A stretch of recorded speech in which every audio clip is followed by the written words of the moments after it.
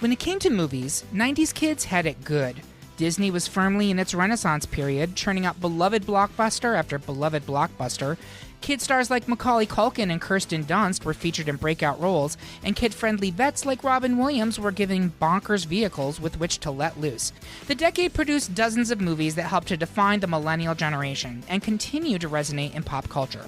So join us as the great pop culture debate determines the best 90s kids film. The movie about my life is also called Hook, but it's more about the verb instead of the noun. I'm your host, Eric Resniak. Please help me welcome my panel of grown-up 90s kids for this debate. Our first panelist would never leave her children home alone. It's the return of Amy Pilot. It is true, but no joke, my child is currently living in fear of being Kevin'd for our upcoming family vacation. This is a real fear from now and then. Well, I just want to say, if it does ever happen, I'd be delighted to give you a ride home in the back of a U-Haul with my polka band. Next, Riff Raff? Street Rat? I don't buy that. It's Trey Radu Blackburn. You know, Eric, I'm going to make you proud of your boy, but not in an insurrectionist way. Well, I never thought I would need to stay one jump ahead of the fascists, but here we are. And our final panelist is just like everything in the 90s, full of false advertising, and batteries were not included. It's Zach Derby. Oh, wow, look at you, a 90s joke. That's great. Just like dial-up, the whole introduction took forever, made a lot of noise, and ultimately disappointed everybody. Now I know how my wife feels. Well, look at Mr. Fancy over here with the internets at home in the 1990s. Up in the producer booth, we have Derek Makita, who is ready to put us in the boo box if we run over time. No, not the boo box. If you're curious about how we ended up with the Sweet 16, become a Patreon supporter of the podcast or listen to the 3-minute primer, available wherever you listen to podcasts. And don't forget, you can head to this episode on greatpopculturedebate.com to find the listener bracket, as well as clips from all 16 nominated movies, so you can play along with us at home. And with that out of the way, let's light the black flame candle and get into these debates. First up, the panel gave a unanimous victory for ultimate number 1 seed Aladdin, which meant that the first wish was granted and it ascended to round 2. That means that the chances for 4 seed FernGully, The Last Rainforest, were clear cut. I will note that these are both Robin Williams movies. In one he voices a genie, in one he voices a bat. I mean, I would call FernGully more of a Tim Curry vehicle than a Robin Williams, but hey. For sure. Good point. It's a wonderful film. We watched it on repeat with my baby brother when we were growing up, but it's up against Aladdin. So Aladdin will continue into round 2. Next, the panel is evenly split between 3 seed The Sandlot and 2 seed Jumanji. Amy, try not to kill me, Smalls, as you explain why The Sandlot remains a home run. Zach, try to roll doubles and move Jumanji deep into the jungle, aka round 2. Zach, please go first. All right, this was the first time where it was really hard, because honestly, I'm fine with either one of these movies going forward, because they each are very, very important to me, but Jumanji edges out ahead just because of the creativity of the storyline. Robin Williams he was so hot in the 90s. He was entertaining to adults, to kids.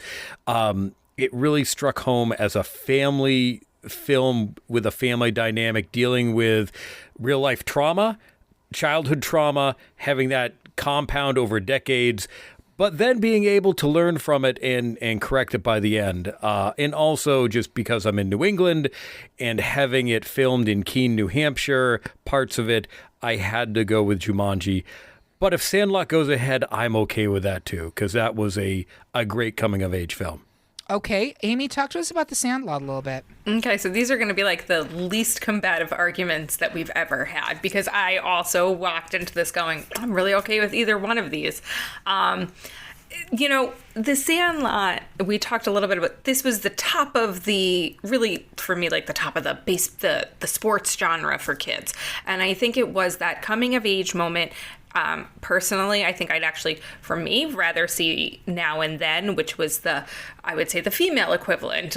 The girls having their summer on their bikes, why this was the boys in the neighborhood playing baseball. rewatching some of these movies now as a parent, it's so interesting because for the kids, and this really was a kids movie. This isn't a question. This is a family film, but it's a very honest look at, I think, young boys. They're oogling the lifeguard. They're cursing. There's a diverse group of boys. They're all getting along because they're bonded over baseball. The mom is pushing this kid out of the house. She just wants him to go and make friends and be with the kids. And like, that's what it's all about. And there's a dog. I mean, it's not a fun and friendly dog. It's definitely not Beethoven, but it's like got something for everybody in this movie where, and I hope you can't hear my dog right now. That's it. He's coming in. He's getting the ball. My signed Babe Ruth baseball. He's coming for it right now. He's going to ruin everybody's summer. I just think it's really just about kids and friendship. It's like almost like there is no story. Like there is, but it's just these kids. And I enjoy it for that reason. Why Jumanji is clearly this fantasy, fun, exciting film. This just feels quintessential as a 90s kid looking back on the 60s. Oh, that's what life must have been like. And now if my kids look back on a 90s summer, they would go like, oh, that's what life must have been like. But yeah, a great argument. Trey, where are you on this one? I've got to go with The Sandlot. You're killing me, Smalls. You three are killing me because I actually hate The Sandlot. I hate it. When waiters now ask me, do you have any allergies? I'm going to be like, only The Sandlot. Because this movie is like created to be the antithesis of everything I want to watch. I'd never seen it as a kid. I never saw it growing up, right?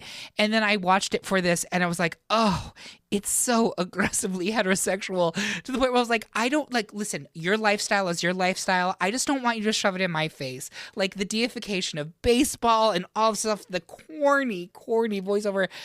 Ugh. Whereas Jumanji's fucking epic. Jumanji is a banger of a movie. And I know, listen, people who are offended by the Sandlot thing, it is beloved. I get it. It's just not for me. So I'm 100% Jumanji here. Amy, you're sticking with Sandlot. Yes, but whatever the higher seat is, I'm comfortable here. Okay, Trey, sticking with Sandlot. You know what? For the sheer heterosexuality of it and my aversion to it, I will switch to the beloved Kirsten Dunst in Jumanji. My poor Benny the Jet Rodriguez, though. He is a great-looking little baseball player. And Zach, what are you doing? Are you staying with Jumanji? Do you want me to screw it up and go to Sandlot? No. I'm sticking with Jumanji. Jumanji was the 2 seed, so it would have advanced anyway. So thank goodness we will move Jumanji into the next round. Next, the majority of the panelists want to explore infinity and beyond with 1 seed Toy Story, but Trey wants to move us with his mind and his words as he schools us on the merits of 4 seed Matilda. Trey, please go first. So if that last debate was all, I like both of these, I'm going to be fine, I'm going to bring a different energy to this duo. Matilda is a top 2 pick for me, so I will weep and cry and gnash my teeth if this one goes out now. Matilda is a touchstone story for me. This is one of my favorite books as a child, and so when it came out as a movie starring everyone's favorite queer millennial goddess, Mara Wilson, I was thrilled. The movie was everything I could hope it could be from the book.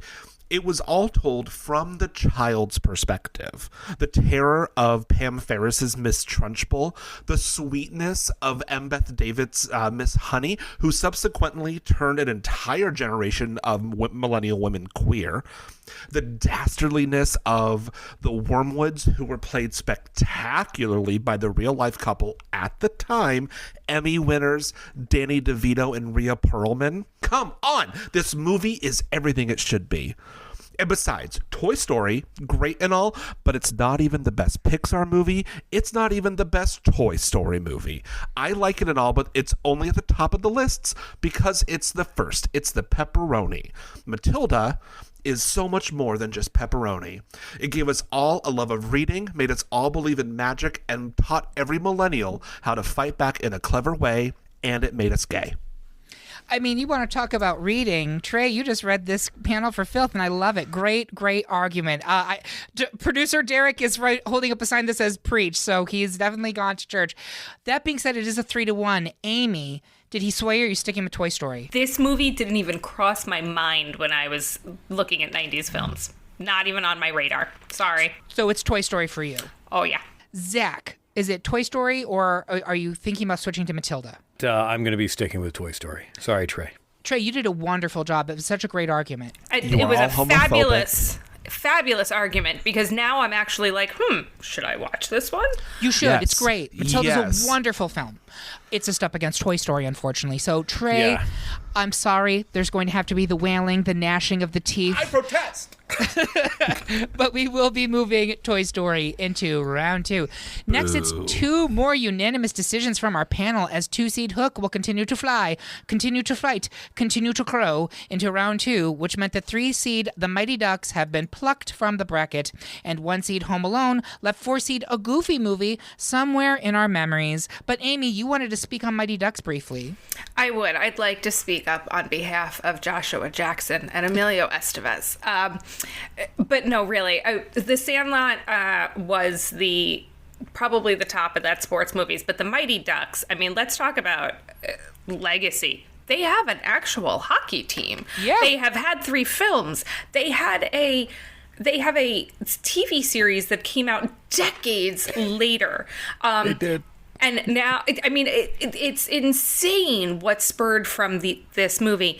It is a classic story. It is the underdog team. It is the misfit kids. It is the pompous jerk guy who becomes the beloved coach. And now, as a parent looking back, I understand all of a sudden, like, oh my God, the moms took us all to see this movie because their hot 80s heartthrob was now the grown-up in the movie. And us kids, we got Joshua Jackson. Fast forward, I'm taking my kids to see things that Joshua Jackson's in so that I could still see him as the hot heartthrob. I mean, really full circle, live the test of time. It is, unfortunately, up against Hook, which is really a quintessential 90s movie, but The Mighty Ducks could come at any decade, at any time, and be a great film. I love that The Mighty Ducks really is the circle of like mom-parent life. Like, Emilio Estevez, his sun has set, but now Joshua Jackson rises as our new supreme. No, it's... And Martin Sheen is our president. So, I mean, it's in my mind, in my world. Yeah, perfect. And that's his dad. It is. Great job. I will say briefly on the Goofy Movie, the number of millennials I know who had deep and abiding crushes on Max Goof was intense. This was a thing. I don't get it, but it was a thing, and the music in this movie is actually better than it has any right to be, and it is it is thoroughly 90s, right? Like, everything about that movie is definitively 90s, but it's up against Home Alone, so it's out. Next, the panel is split between 2 holiday staples, 3-seed Hocus Pocus and 2-seed Muppet Christmas Carol. Amy put a spell on us and pushed the Sanderson sisters into the cauldron of round 2. Trey, become our puppet master as you give us the Dickens for voting against Muppet Christmas Carol. Amy, please go first. Sisters, we need to fly on this one. We need to come together. Like, oh my goodness. Again, it is this 90s movie. And I look back and I go like, wow, we really pushed. They were just throwing all of this crap into kids' movies that, like, maybe we would really second guess now. The premise of this movie is that a virgin lit a candle, and, like, it's a bunch of teenagers and it's Halloween, and here we all were, kids in the movie theater, just learning about virgins. What's a virgin? Don't talk about it. He lit the candle, and just go with it. You were supposed to accept it, and I think that that's kind of like a lot of what the 90s was, right? Like, just close your eyes, like, don't mind the man in the corner with the white nose, you know? Like, so... I don't know. It was a holiday movie. I know this, and I don't know how this happened. If this was just, I'm assuming it's totally random. Totally random. Yep. 2 holiday films came in here together. Yep. But you had 3 actresses, top of their game, right? Like, but I don't know what else to say other than these were it was fun. It was a holiday movie. It was a 90s movie in every respect. You've got quote after quote, I smell a child. I had to wait, the full moon. It's excellent. And that cat that comes back is so cute, and he becomes a cute boy. So again, all comes back to the cute boys for me in the 90s. Which is also very 90s. Absolutely. Trey, talk to us about Muppet Christmas Carol. So let's move away from that horror show of Amy's argument against virginity and talk about the wholesomeness that only Gonzo can bring. It's a holiday battle, y'all. This movie has it all. A street corner choir, crying pigs over chestnuts, a rat, and more. This is quite literally my favorite Christmas movie, bar none. I watch it at least once every holiday season, and sometimes in July if I'm feeling a little sad. So first and foremost, everybody loves Muppets. And if you ever run across someone that doesn't, don't trust them, sever ties with them, throw them on the unemployment line. Does this movie give us an unsettling doll in the form of Christmas past? Yes. Yes. But it also gives us cheeses for us Mises. Come on now. Does this movie give us one of the dullest songs in Muppet movie history with The Love Is Gone? Yes, but if you watch that scene now as an adult that has loved and lost, it is the most devastating thing in the world, and you feel just like Ebenezer Scrooge going, "Leave me." Well, with that being said, Zach, are you on Team Muppet Christmas Carol or Team Hocus Pocus? Gosh, this is another tough one, but I'm going to stick with Trey and the Muppet Christmas Carol. Amy, I'm totally with you. I think Hocus Pocus is a hoot. One of my big rubrics for this is what is the more fun movie. I think Muppet Christmas Carol is beautiful. I think it is moving. It's all of those things. But when I'm thinking 90s kids movies, I'm not thinking about moving. I'm thinking of fun, entertaining, etc. Rizzo the Rat is the most fun thing in the entire world. Rizzo is delightful, but there's a lot of boo-hooing and a lot of sadness. Are there ghosts with chains? Yes, there are. Yes, there are. Yeah, but they sing and song and dance, and you're supposed to light the lamp, not the rat. Light the lamp, not the rat. Very true. Well, Amy, you and I are on Hocus Pocus, but it is a 3 seed. Muppet Christmas Carol is the 2, so it will. I know. It will advance, but we'll have to do a Halloween bracket at some point, a Halloween family film bracket, and I think Hocus Pocus is a strong contender. I mean, probably because it's one of the only ones, but yes, yes. Strong contender. We'll leave this part of the argument with the love we found. The love we found. Indeed, but not the virgin, apparently. No. Next, the panelists had one final unanimous decision in round 1, as 1 seed Beauty and the Beast is saying bonjour to round 2, leaving Lindsay Lohan and 4 seed The Parent Trap sprung from our bracket. But I believe that Amy's daughter specifically said, "Oh my God, you've got to talk about The Parent Trap." She did. When I said that she knows the pod. She's been on the pod. She's been on the pod. When we talk about Girl Scout cookies. That's right. But she specifically felt very strongly about The Parent Trap, which is really, it just speaks to, it's, again, like that everlasting, super fun. It's got camp. They're on a cruise. The whole premise is like, really? Like, they just got a divorce. They moved to 2 different countries. They took their kids. Like, that feels like not okay. But again, I think it goes along with that, like, 90s. There are some things that are shady going on here that we're not going to talk about. Great movie. Lindsay Lohan. I'm from Belmore. She's from Merrick. We cross paths. It's like the same town. Yep. So give her credit where it's due. And it was a decent remake as well, from what I remember. So there was an original one with Yes. Haley Mills, which is from the 1950s, and this was a redo of it, and it was very good. At the same time, Freaky Friday, this was before Freaky Friday, which was also a remake, because the original one had, what's-her-face, Jodie Foster, and now Lindsay Lohan was in the updated version, and now they're making, as part of the Lohanaissance, they're making Freaky Friday Part 2, which I'm hoping is like Sneaky Saturday, and it's her as an adult. Yeah. Jamie Lynn? Yeah. Jamie Lee Curtis, yeah. Jamie. Finally, in round one, the majority of the panel is definitely feeling the love tonight for 2-seed The Lion King, but Zach wants to keep partnering up with 3-seed Toy Story 2. Zach, tell us why you still want to play with your toys. I will explain why I am saying yes to Pride Rock. Zach, please go first. They're collectibles, and I'm just making sure they're all still intact. It's fine. Again, this is another one I'm fine going forward. Lion King, I saw so many times with my sister. I would come home from school, and that was her movie. So I watched this nonstop for like months on end. Still love the movie.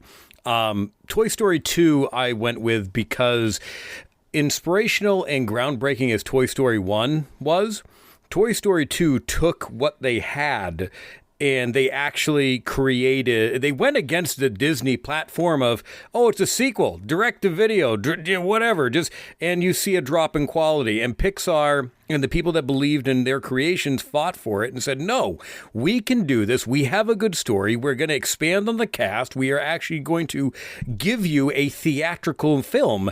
And they did that. And it showed that, holy shit, you can actually put, with a good enough animation and storytelling and creativity, you can actually make money and not just put direct to video and expand and continue a franchise that, in my opinion, has gone past where I would have liked it to be. But 2 took what 1 did and improved on it. And God, Jesse's song makes me cry now every time I hear it. It is devastating as a parent because you don't look at these toys as toys. You look at them as people, as individuals, as actual things. And again, because Toy Story won a previous panel, which boggles my mind, the argument of just because it's first doesn't mean it's better. I wanted to go with Toy Story 2 because I feel it surpasses Toy Story 1, and I think it should continue to go on because the story, again, amazing, unique, entertaining, and a great cast. So Zach is referring to our best Pixar film episode that we did, I think, in season 8, and he is correct. And multiple people reached out to me and were like, that is a terrible argument that you guys all went with, and you need to be ashamed of yourselves. So thank you for that, and go check out that episode so you can nod along with Zach being like, they've lost their minds. But Amy, this is a 3-1 decision. Are you sticking with The Lion King here? I'm going to stick with The Lion King. Okay. Trey, are you going to stick with The Lion King, or has he swayed you on Toy Story 2? I think he swayed me to Toy Story 2. Oh. You know, Lion King is a lovely film, but it was never one of my favorite films. Oh, man. Well, okay. Thank you. That was nice, right? You swayed him. I am 100% sticking with The Lion King here. And I agree with everything you said, Zach. Toy Story 2 is the better film. I think Toy Story got better up until 3, and then we won't talk about 4, and apparently 5 is coming. But I think that The Lion King, and I have a whole argument for this, is the peak of the Disney Renaissance. It is where it was the pinnacle, and everything that came after that was downhill, but it had been building, and then The Lion King was a cultural revolution, and you were not a 90s kid if you did not have a Lion King backpack, a Lion King plushie. Your family had the soundtrack. It was like a way of life. It was Hakuna Matata. Wow, way to call me poor, Eric. Maybe you had the discount version of The Lion King, The Lion Queen. I don't know. It was just called Hamlet, okay? But for me, I am sticking with The Lion King, even though I agree with everything you said, Zach. This is a tough bracket because they're all great movies. Lion King is a 2, and Toy Story 3 is a 3 seed. Excuse me, Toy Story 2 is a 3 seed. So that means that Lion King will advance based on seeds. And that's the end of round 1, folks. We're going to take a quick break to rub our lamps to see if a genie comes out. Yes, that is a euphemism. We'll be right back. My fellow pop culture enthusiasts, the fate of the cinematic universe, the very fabric of fandom itself hangs in the balance. Are you tired of your voice going unheard? Do you have strong opinions of the merits of the prequel trilogy? Do you believe that pineapple belongs on pizza? Well, I do. It's time to make your voice count. Visit greatpopculturedebate.com and cast your vote in our crucial pop culture polls. Your opinion matters. Your vote can shape the future of fandom. Don't let others decide for you. Go to greatpopculturedebate.com and make your voice heard. Together, we can build a better pop culture world. And we're back for round 2 of our best 90s kids film debate. Before we get into the Elite 8, I want our panelists to share their social media, what else they're working on, and I want them to tell us what year they turned 10 at the risk of aging themselves. I'm going to start at the back of the pack with Zach. Where can people find you? What are you working on? And about when would you say that you turned 10? You can follow me through most social media under Zach Deuce. That's where you'll find me on Blue Sky and also the dumpster fire of Twitter.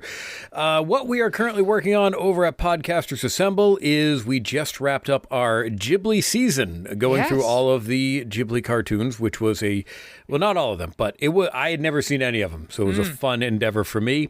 And now Eric and I are going to figure out, not you, Eric. Not this Eric. Eric Slater. My Eric Eric Slater from Podcasters Assemble. We are going to figure out what the seasons are going to be for this year, which we have a milestone with the Back to the Future debut, which we may do a small season on that, on the 3 movies, and maybe a bonus episode for the cartoon that came out. And then we have to figure out what the hell else we're going to do, because there are some big movies coming out this year that we always try to tie in with, like a Mission Impossible film. I know Aliens has a new show that they are starting. There's going to be a number of different franchises that we are going to try to figure out. So that's at Podcasters Assemble over at the We Can Make This Work, probably network.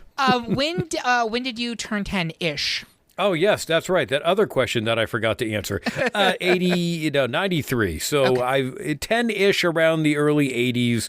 So the 90s is right in my wheelhouse of this panel. So thank you for allowing me to be here.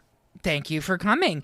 And Trey Radu Blackburn, where can people find you? What else you're working on? And when-ish did you turn 10? Yeah, you can find me on Blue Sky, Instagram. There's probably others that I don't really use at TKRB3, my initials, and then the word of the number. You can also find my embroidery at Bear Left Embroidery on Instagram and on Blue Sky. It's a little bit fun. It's a little bit sexy sometimes too, but hey, it's fun for everybody. I also just like Joshua Jackson. Hey, I'm also doing like the acting again in New York City. So just hit me up, hit out my DMs, and let me know that you want to come see me do a play. I'm there.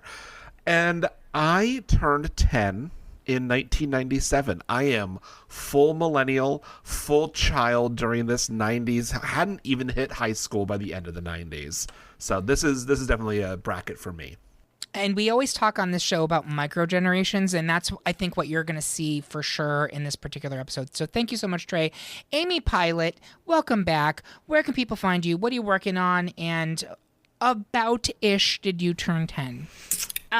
Proudly, happily turned 10 in 1993. So, as you could tell, the 90s were my coming of age. I noticed all the young heartthrobs who thank the Joshua Jacksons for still being around today. But where am I? Amy Pilot on Instagram, Amy Sarah on Blue Sky. Most importantly, you could find me every day on the Peloton. Amy Spins 83. I took a 90s power walk with Maddie Majacomo this morning to get ready for this. I fundraise for healthcare and behavioral health, and we need that more than ever right now. We are facing some interesting times in the world of medical research. So if you have any interest, find me, and we can help save the world together. Love that. And that's, Free Willy, right? Also free healthcare. But thank you so much, Amy. Appreciate that very much. I will answer the last question first. I actually turned 10 before the 90s started. So I am I shouldn't be on this episode. I'm not qualified, but I'm here anyway. And the best place to follow us is at Blue Sky, at gpcd.bsky.social, or at gpcd on Mastodon.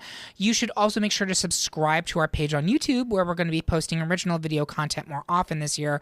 What you really need to do right now, pause this episode and go sign up for our weekly newsletter, new every Tuesday at noon. It tells you about everything new in pop culture that week. Sign up by finding the link on this episode at greatpopculturedebate.com or via our link tree on any of our social media accounts. Now let's move into round 2 so we can follow the Mighty Ducks as they migrate south for the winter. In a Robin Williams smackdown, I think we may have another unanimous victory for 1 seed Aladdin, which would mean the end of the wild kingdom that is 2 seed Jumanji. We talked a little bit about Jumanji. Nobody's voting for Jumanji here, right? We're all Aladdin. I think that I go Jumanji here. Oh, okay. I thought that when you filled out the bracket, I got Aladdin. But talk to me about why you picked Jumanji over Aladdin. I'm glad to have the conversation. I mean, I know Zach talked about this one earlier. For me, this is, again, I look at all of these. These were, for me, you know what? Maybe this is where the age comes in, right? Like in the 90s, I was done watching animated films. I was a big kid. I was a tween. So I wanted to watch live action movies. Don't get me wrong. Aladdin's hot. Animated Aladdin. He was a good looking guy, and he was voiced by Steve from Full House, so couldn't be any more 90s. But Jumanji for me was just more fun. It was an adventure. It was an action movie for kids. It was. And I have to say, again, I'm going to say this a lot. I didn't see this movie when I was a kid. I only saw it recently doing the research for this episode.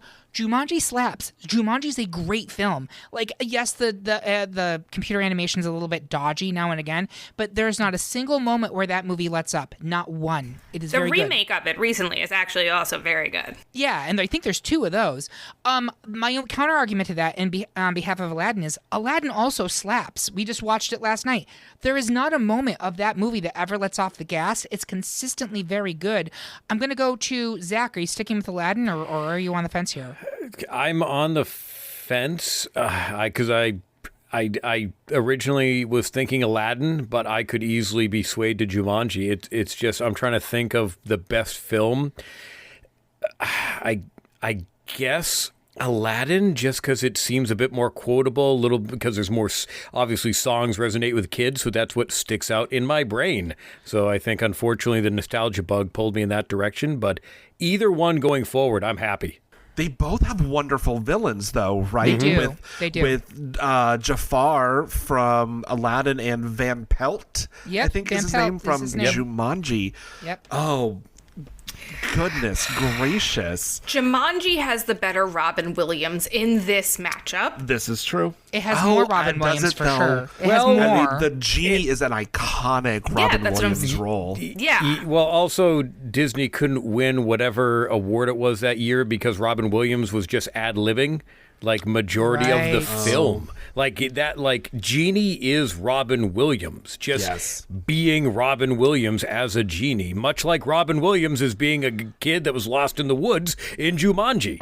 Here's one point I will point out. This actually, I think, goes towards Jumanji. Watching Aladdin again, Genie, a lot of the references are ones kids would not get. They are very Nowadays, old. yep. Ed Sullivan references. There's Groucho Marx references. There's a Jack lot of that Nicholson, stuff. Jack yeah. Nicholson, Robert De Niro.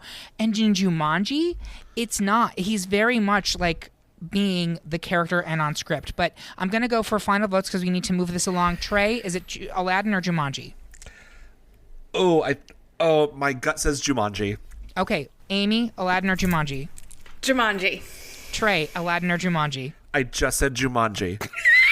I'm sorry, Zach, Aladdin or Jumanji? I was looking at Zach. Fuck it, I'll go Jumanji. Oh my God, it's an upset. I went into this thinking it was a unanimous decision for Aladdin, and Jumanji has continued into round 3, the final 4. Amazing. Next, the panel is split between 2 films about the unintended consequences of growing up, 2-seed Hook and 1-seed Toy Story. Zach, pretend like nobody is looking and bring your argument for the OG Toy Story to life. Amy, join the Wild Boys and shout out Bangarang as you stump for Hook to make it into the final 4. Amy, please go first. Looky, looky. We've got Hooky. All right, guys. I feel very strongly about this one. I think we've already established that Toy Story isn't even the best Toy Story. And now we've moved on to another Robin Williams film here. But let's actually talk about Dustin Hoffman, Golden Globe nominated Captain Hook. Maggie Smith. Julia Roberts. I mean, this movie was packed. I know that at the time it was actually considered to be, and it was a Steven Spielberg movie. Yeah. It was actually considered to be a flop because it was very expensive to make. Looking back, and I think it's just one of those things that caught on. It didn't have its moment when it was supposed to, quote unquote, out the gate, but it was Academy Award nominated for multiple costumes, makeup, set design, I believe. The cast was incredible. They had a relatively unknown, who I believe kind of remained unknown, became a voice actor, Dante Basco as Rufio. You could have picked one of these hot young actors at the time, who were all over the place, but they didn't. They had kind of a ragtag group of kids, which was what you needed for the Lost Boys. And you had these incredible actors who were in major films in a Steven Spielberg movie.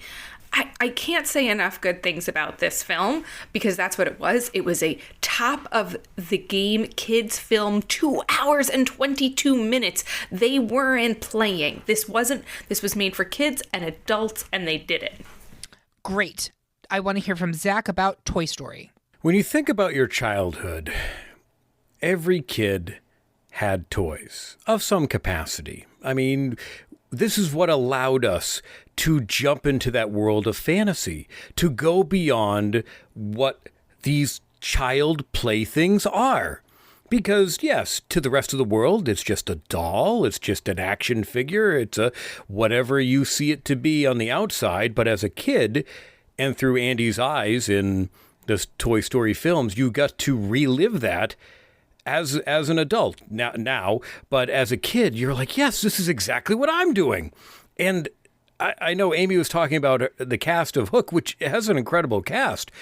Toy Story has an incredible cast, a voice cast of actors, Tom Hanks, Tim Allen, Don Rickles, Jim Varney, Wallace Shawn, John Ratzenberger, Annie Potts, and then they continue to expand on that for future films. But that is a incredible start for all these little toys and collectibles, and a lot of them originally were based upon real-life toys that you may or may not have had, with the Mr. Potato Head, the Slinky Dogs, the Green Army Men, the Barrel of Monkeys, the Etch-a-Sketch, the little toddler toys, the Magic 8-Ball, the Speak and Spell and Speak. Like, all these little things from our childhood, things that we may have been playing with, are right there. That's really what is speaking to the kids.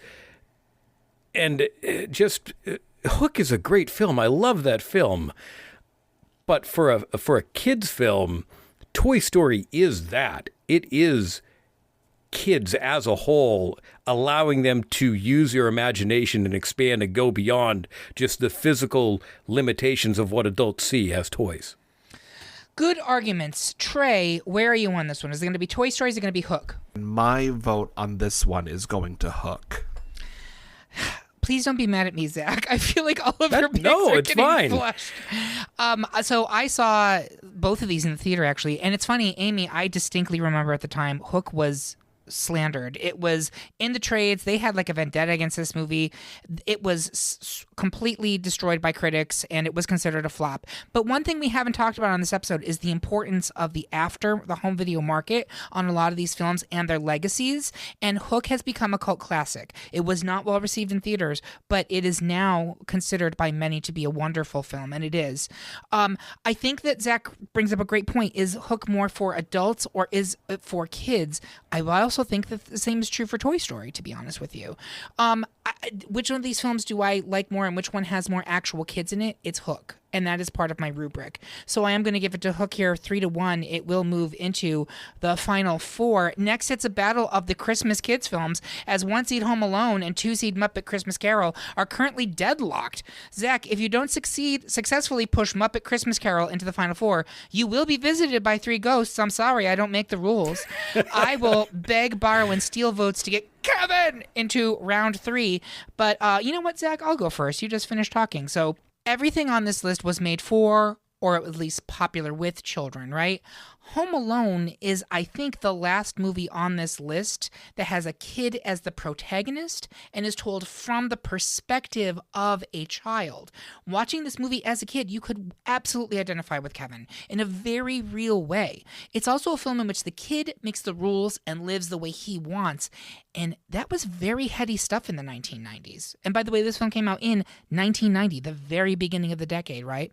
The film also made a massive movie star out of a child. No other movies on this list did that on their own. Macauley Culkin was an A-lister at the age of 10, total kid goals in the 90s. Even though it feels unbelievably of its time, totally a 90s film, it is also at its heart a live-action version of a Tom and Jerry cartoon or a Three Stooges bit, which gives it cross-cultural appeal, cross-generational appeal, I should say. The cartoonish violence in the third act is an absolute riot, even if it is objectively horrifying. A blowtorch to the head, nails through bare feet, irons to the faces, BB guns to the nuts. You know I love it.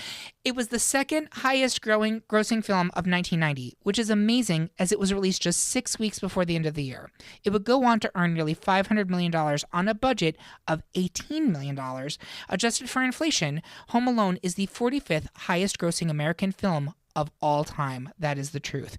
So with that being said, is it a better children's film than Muppet Christmas Carol? Zach, I give it to you. So, Home Alone series, well, Home Alone is great. Series, debatable. Muppet Christmas Carol, between the two of these, I feel is more of a kid's film. And I think it's also the best representation of A Christmas Carol, which is a completely different topic, which we can get into on another panel. We totally could, yeah. This, just the fundamental of, first, the Muppets being so ingrained into our culture, what Jim Henson created. And this was the first step that his son took post his death. The world lost Jim Henson. How do you continue with the Muppets from? You can't. He was Kermit. He created these characters. But Brian was able to take what his father created and take a loved Christmas story and inject the Muppets into it. And while telling the same story, breathe new life into it with incredible versions of Charles Dickens, of Ebenezer Scrooge, of all of these like little characters they just continued to expand upon. And even though Home Alone is a completely different even comparison, because the slapstick, the comedy, the seriousness at times, Muppet Christmas Carol has that, but as a whole, I feel is better as a kid's movie with a concise story from the beginning, the middle, the end. It follows the basic moral of it, but it's a fun, better twist, possibly the best twist of A Christmas Carol that I can ever think of, and really speaks to the kids more than I think Home Alone does, which I still love me some Home Alone, and I watch that every Christmas. But we always sit down and watch a Muppet Christmas Carol as a family. Trey, where are you on this one? Is it Home Alone or is it Muppet Christmas Carol? Oh, this holiday bracket is really killing me tonight. It's bumming me out. These are both great, stunning films, but I think I'm gonna have to stick with the Muppet Christmas Carol of it all.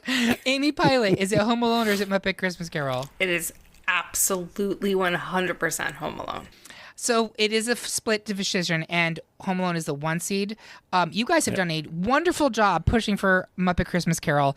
If you're listening to this episode, Kevin Dillon, you've been screaming for the past 5 minutes about the Muppets. Kevin does not care for Muppets. So I hope you're happy. Muppet Christmas Carol is out of the bracket, and Home Alone will continue into the final four. Finally, in round two, it's Disney on Disney violence, as we may have a unanimous decision, I have to check, in favor of 1 seed Beauty and the Beast, which could mean that 2 seed The Lion King wasn't prepared, and it may fall to its particular wildebeest. Amy, is it going to be Lion King or Beauty and the Beast? Beauty and the Beast. Zach, is it going to be Lion King or Beauty and the Beast? Lion King. And Trey, is it going to be Beauty and the Beast or Lion King? Beauty and the Beast. Zach, I am really sorry. I feel like you are getting shut out of this debate. That's okay. Now I know how Bob felt. And others have also had this experience. I meant everything I said about The Lion King before in terms of its like quintessential 90ness, but at the same time, Beauty and the Beast kicked off the 90s for Disney, and it was a decade of dominance. And now that Aladdin's out of this, I don't know. I'm not even making a good argument here. I'm not even making any sense. But it doesn't matter because we're going to wrap it up. Beauty and the Beast is a 1 seed, and it's moving to the final 4. And with that, we have our final 4. We're going to take a quick break so I can pitch my interactive adult board game called Screwmanji. Wait until you see what animals this one releases. We'll be right back. Hey, pop culture squirrel friends. Are you gagging for all the tea, but missed the latest episode of your favorite show? Don't fret, darlings, because we've got you covered. Head on over to greatpopculturedebate.com for all the juicy recaps, Hanny. We're talking blow-by-blow breakdowns, shade trees full of opinions, and enough pop culture realness to fill a library. So if you want to stay in the loop, and honey, you do, then sashay over to greatpopculturedebate.com/recaps. Because if you can't love yourself, how in the hell you gonna love somebody else's recap? Can I get an amen? And we are back with the final 4 of our best 90s kids film debate. At this point in the show, I always like to take a step back and see if it shook out the way I expected it to. 2-seed Jumanji versus 2-seed Hook in our Robin Williams bracket. And then 1-seed Home Alone versus Beauty and the Beast, also a 1-seed. And I want to start here with Zach. Is it going to be Jumanji or Hook? Damn it. I don't know. Okay. I guess I'll go with Jumanji. Okay. Trey, is it going to be Jumanji or Hook? Yeah, these both, they're just such good movies. With you got the big sets of Hook, the swinging, and that magical feast. You've got one of my favorite moments from Jumanji is when they're surfing down the river on a door, like Titanic, but safer somehow. With crocodiles? They can all fit. Yes. I mean, Yeah. right? Yeah. Take a memo, Rose. Yeah. I'm going to go with Jumanji. Okay. Amy, is it Jumanji or is it Hook? I have not lost my marbles. I will stick with Hook all the way. I am going to go with Jumanji here. And I love Hook. I love it. I saw it in the theater. I'm a huge fan of the movie. But in terms of the better kids film, I do think that the kids are not quite the leads in Jumanji, but they're almost the leads, and the kids are not the lead in Hook. I just think, for me, it is constantly moving, and Hook does have some parts where it gets slow and a little bit more dour, and Jumanji gets sad. Like, it has some real emotions in there, but boy, it slaps you right in the face, and it just keeps going. And I think for kids, and because it stars kids, it's getting my vote here, which is 3 for Jumanji, 1 for Hook. Jumanji will move into the final 2. Home Alone versus Beauty and the Beast. I'm going to start with Amy. Home Alone. Zach. I'm going to side with Amy this time and go Home Alone. Trey, Home Alone or Beauty and the Beast? So we haven't talked about Beauty and the Beast yet. I'm gonna. Speak on it. Here I am supporting libraries and the importance of what they bring us. So everyone has a favorite Disney movie, right? Amy's is Who Cares? Zach's is something. Eric, I don't know. Beauty and the Beast is mine. Sleeping Beauty. Okay, fine. My husband as well, I suppose.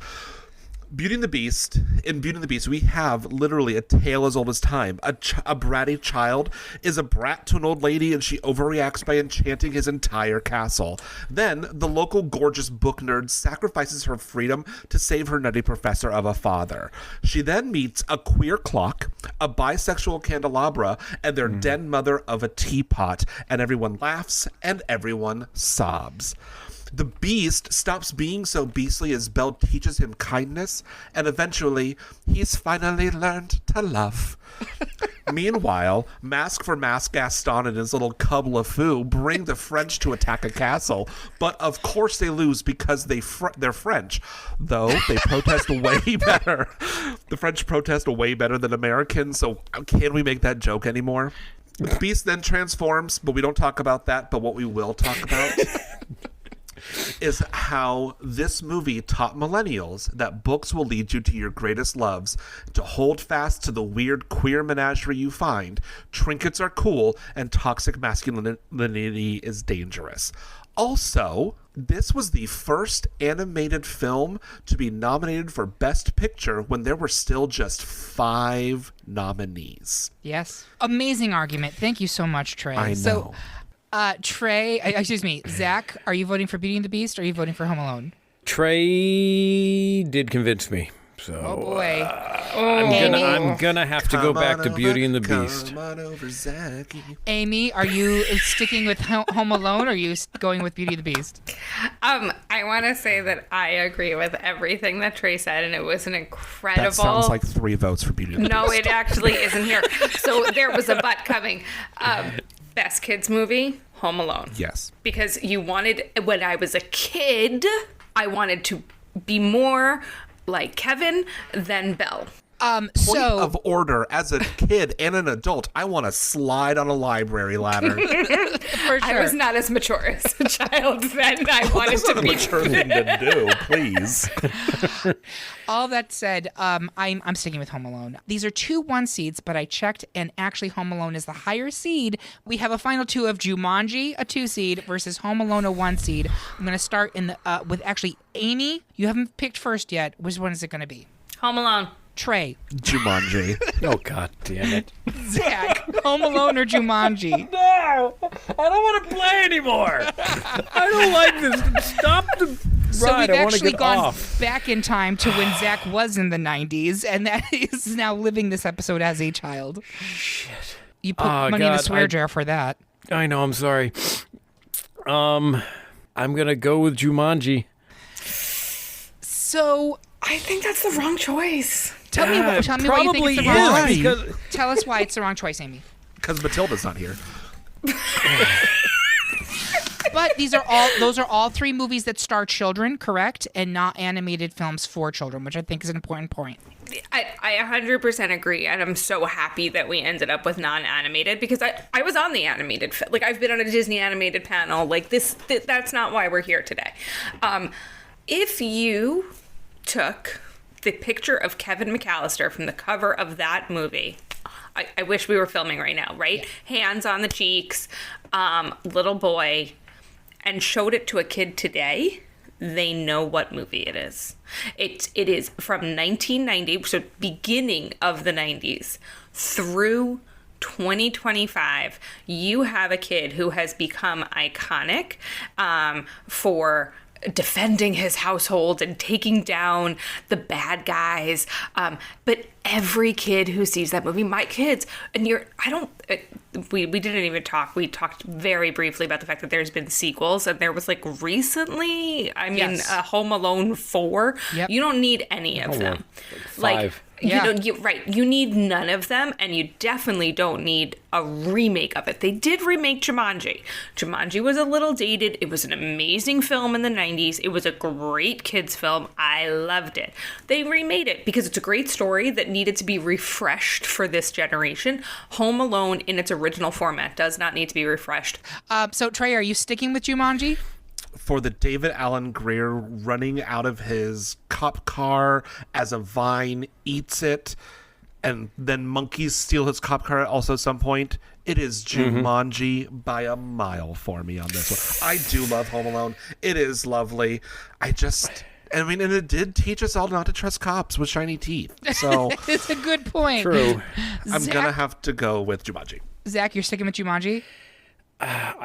I think so. I 100% understand where Amy's coming from, but I also, even though the kids aren't the 100% the focus of Jumanji, my kid resonates with both these films and wants to be in both of them.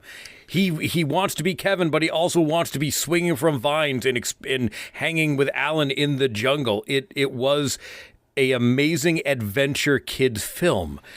I'm going to stick with Jumanji, but if Home Alone wins, I'm fine with that too. Well, you know what? Both of these films are about breaking the rules, and I'm going to break the rule also because I want to wrap this episode up. So I'm going to give it a tie. Is that acceptable to everybody? Oh, you're going to get so much hate mail. I'm fine with it. That's fine. Give me the hate mail. But I agree with Amy. I really do think of the two, it has to be Home Alone. And I agree with the two of you that Jumanji is perfectly great. And I don't think anyone's going to change their votes. So rather than belabor the point, let's go ahead and wrap it up. Our pick for the best 90s kids film is a tie between Jumanji and Home Alone. Do you agree? Do you think we need to be put back in our toy box? Tell us how you really feel by leaving a comment on this episode at greatpopculturedebate.com or find us on Blue Sky or Mastodon. While you're there, make sure you subscribe and follow the podcast so you can hear about what new debates are coming soon, vote in open polls, and even decide on which topics we tackle next. I want to say thank you to my panel. I have free tickets to the big Powerline concert for all of you, and thank you for listening. If you loved what you heard, please consider supporting us on Patreon, where you can get even more exclusive content and you get episodes a whole day early. We hope you have a good one, and remember, everyone is entitled to their wrong opinions. Keep the change, you filthy animal.